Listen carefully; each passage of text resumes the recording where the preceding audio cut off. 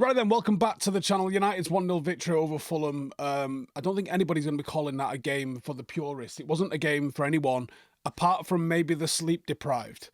That might be who enjoyed that game. But it was a game that you could argue was defined by a little bit of grit, certainly a fortunate goal, and probably a little bit of defensive resolve from both sides, rather than any level of attacking flair from both sides, because it was... Yeah, you know already. It was boring. United fans are probably going to be split between the relief of the result and, on some level, it's a results business. You have to take the results. The results are very, very important. But at the same time, performances is what gives you the longevity of results. Anyone can win a game one-off, right? But where you see improvement, when you see progression, that comes through consistency in your performances. So poor performances and good results is not good.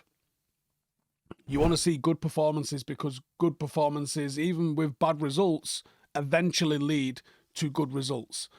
But let's get into what we learned. The club's trajectory at the moment is still, I think, unclear under Amorim. Certainly until he gets any signings, it's not going to change with that.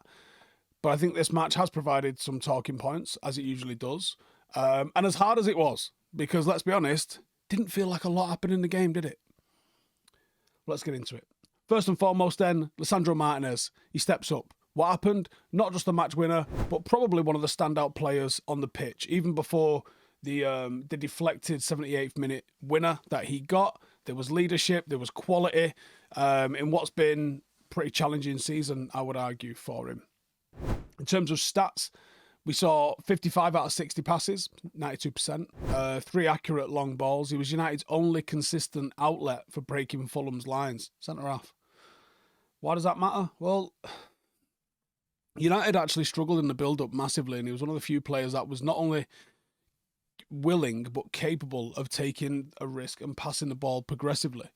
He was vital in being a calming, in-possession presence for the back line, but he brings flavour to what he does. He plays with a competitive edge and an aggression that I love, I'll be honest with you. In a squad that often has appeared devoid of fight, Martinez reminds fans who he is and what it means to wear the United shirt. United's attacking issues mean that we're relying on a centre-half to be as crucial with his goal scoring as he is with his defensive contributions, but he was that. And fair play, he stepped up. Number 2, I touched on this last night, and even though I felt like I was being extremely technical in terms of the things that I've got an issue with the way Rasmus plays, people are still calling it an agenda. I don't know what to do. I think ignore the fuckwits is probably the move. You can't defend this performance, and it's not about an age thing. It's literally about a technical ability thing. Why is he getting involved in something that he cannot do? It's simple. He can't do what he's trying to do on the pitch, and it's not a case of, I think the manager's asking him to do that. No, I don't think the manager is asking him to do that. Because when other players are coming onto the pitch, they are not doing that in that position. So I don't think the manager is asking him to do it. And I also think the fact that you see him getting substituted as frequently as he is, and even benched as frequently is, tells you that the manager's not asking him to do that. And I certainly don't think the manager would ask him to be winning 5-10% of his duels. There's a real struggle to his play in the system. He cannot hold it up. Yes, he's isolated. People are talking about we're not creating any chances for him. I'm not even talking about the chances. I'm talking about him when the ball's in play coming up to him. It's his choice how he is marked and defended. People forget that. It is your choice as a centre-forward how you receive the ball. There is a catalogue of things that you can do as the ball is coming towards you.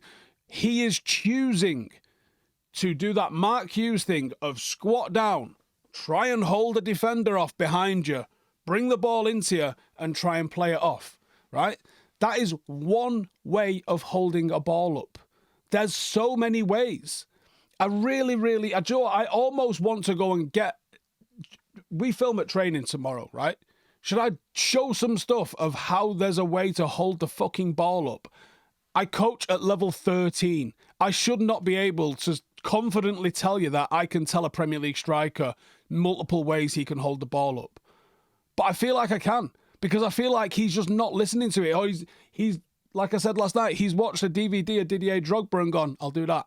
No, that's not what got you to the dance. That's not why Manchester United signed you. That's not why you've been a success at Atlanta.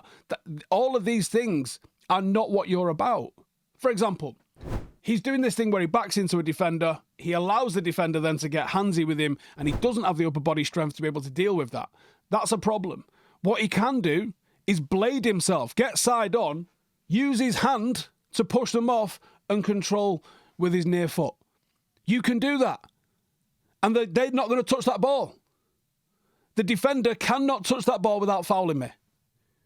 That's a way of holding the ball up. He could have done that. What he can also do is position his body in an area so actually when the ball comes to him, he isn't getting involved in this. You can use movement. You can use your hands. You can use deception. You can use double movements. You can dummy to running behind because you are an absolute threat at being able to run in behind. And then you can come short for it to feet.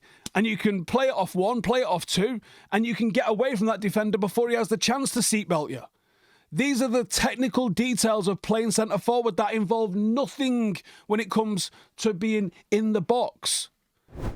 There's so many ways he can improve. And if you think that that's just me going, I don't like him agenda, well, then you're a fucking idiot because you're not listening to what I'm saying, because it's technical details that he is not doing.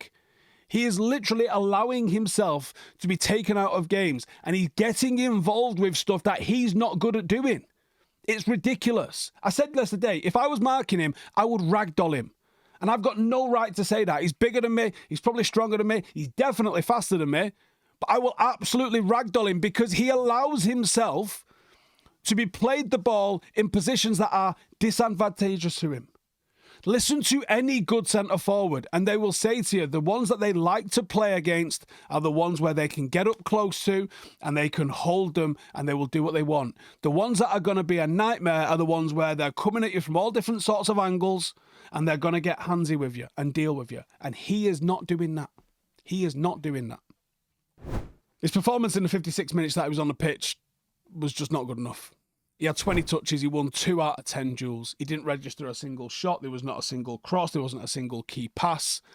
His lack of presence hampered our ability to be able to relieve pressure.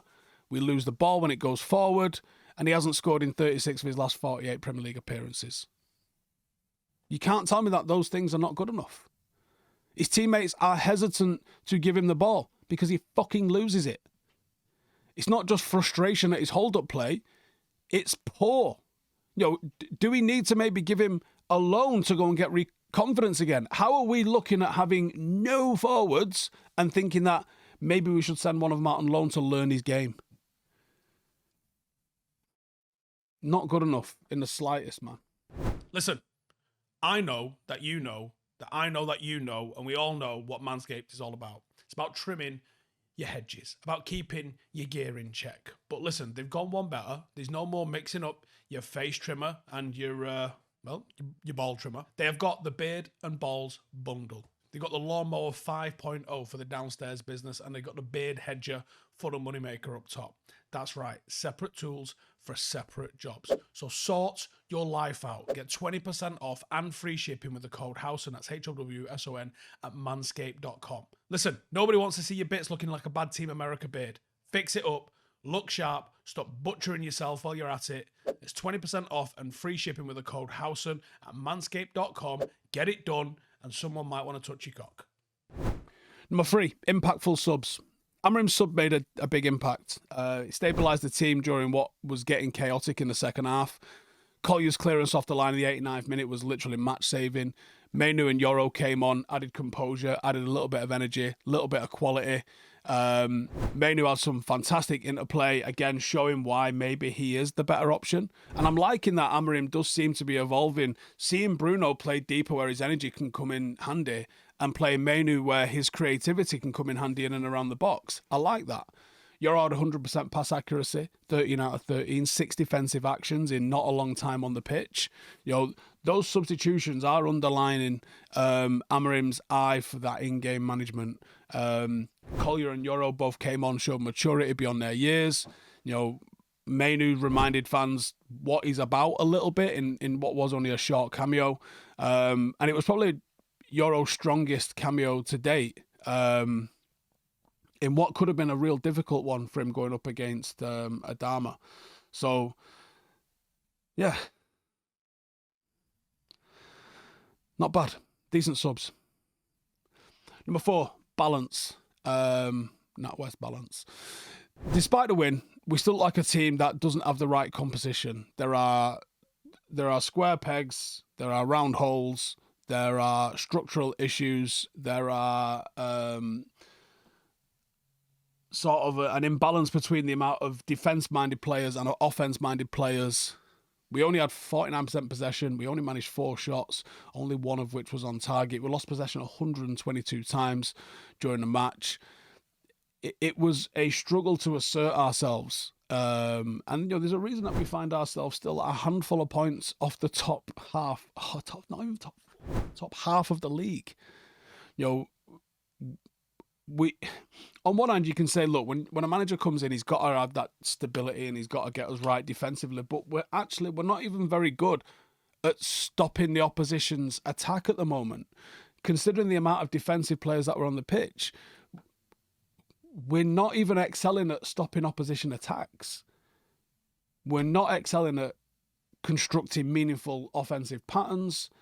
It's rough because we don't have the goals in us to cope if we go a goal down, clearly. And I don't trust us to keep clean sheets. So it's no wonder you find yourself in the position that you find yourself in. Watching this United team feels like you're watching a team that requires 6 or 7 signings before it's going to be competitive, which is mental. But that's what it feels like. And finally, his stance on Rashford. So his post-match comments about Marcus Rashford, I think raised eyebrows is the fairest way I could think about saying this. He said, I put the goalkeeper coach in Vital before I put a player who does not give the maximum every day in training, in life, every detail. It's about as damning as a sentence, as an interaction as we've had, and probably gives a little bit more insight into just what's gone on. I get being dropped. I get taking him out of the team. I get that level of punishment. But the fact he's been completely ostracised for 2 months suggested, it had to, that there was more going on than has hit the public mind. And I think that sort of comment yesterday kind of alludes to that. But again, we are days away from this window closing. Nothing has happened with him. He's an expensive asset that's costing the club hundreds of thousands of pounds per week. I think there'll be a financial decision, which is if he's still a Manchester United player come February, he will have to start playing games for Manchester United. And that undermines everybody. No one comes out of that looking good. Amorim's willingness to call out someone seems like a big cultural shift. Let's hope he's able to do so without having any consequences, because that's what's been lacking. Previous managers have called out players and there's been consequences for it. The manager has to be the most important person at the club, and he has to be the one with absolute control. And if he's not, if he's undermined by player power or the board, then you're going to start to unravel any of the work that's been done. Overall, I thought the game sort of encapsulated what this United season has been. Reliance on moments, luck, individual brilliance, some moments of defensive resilience, but also glaring problems, issues and requirements for signings. Lisandro Martinez, very strong performance, carried the day. Concerns remain about Hojlund in a massive way, the team's balance, and even the overall direction under the gaffer. But hopefully it's a long journey, and hopefully it's a long journey that results in something come the end of it. But the board have got to bring somebody in. You can't just expect him to play with the players that got Ten Hag sacked. Anyway, give us your thoughts. See you in the next one. Laters. Hey, thank you for watching the video. If you are new around these parts, then don't forget to subscribe. My channel is proudly supported by my community on Patreon. If you'd like to get a little bit of extra content, a Discord group, meetups, five-a-side games, weekly podcasts, behind the scenes, and even an occasional bit of transfer news as and when I get it, then for the price of a pint, you can show your appreciation for the content that we make and get some goodies for doing so as well. Check the link in the description or click the button right here. You'll also find all of my socials here too if you want to follow me on any of those platforms. Nice one.